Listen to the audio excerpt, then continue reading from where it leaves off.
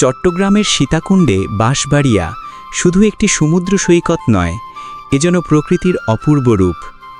প্রতিটি মুহূর্ত বাঁধা জোয়ার ভাটার ছন্দে। এখন ভাটার সময় সমুদ্রের জল সরে গেছে অনেক দূরে, নদী নিস্তব্ধ, প্রায় মৃতের মতো। আর সেই সময়ই ব্যস্ত হয়ে ওঠে বন্দর। দূর থেকে আসা জাহাজ আর বড় ট্রলার আটকে আছে বালুচরে। চলছে পণ্য নামানো, আবার বোঝাইয়ের কাজ। কাঠ, পাথর, বালি যা ছড়িয়ে পড়বে দেশের নানা প্রান্তে। দিনরাত খেটে যাচ্ছেন স্থানীয় শ্রমিকেরা, তাদের ঘামে ঘুরছে অর্থনীতির চাকা। একদিকে দিগন্তজোড়া সমুদ্র, অন্যদিকে ঝাউগাছের সারি। এই দুইয়ের মাঝে জেগে ওঠে কর্মব্যস্ততার আলাদা ছন্দ। সূর্য যখন পশ্চিম আকাশে ঢলে পড়ে, দৃশ্যটা হয়ে ওঠে আরও মনোমুগ্ধকর। এই ঘাটই তো সন্দ্বীপের সাথে যোগাযোগের সেতু।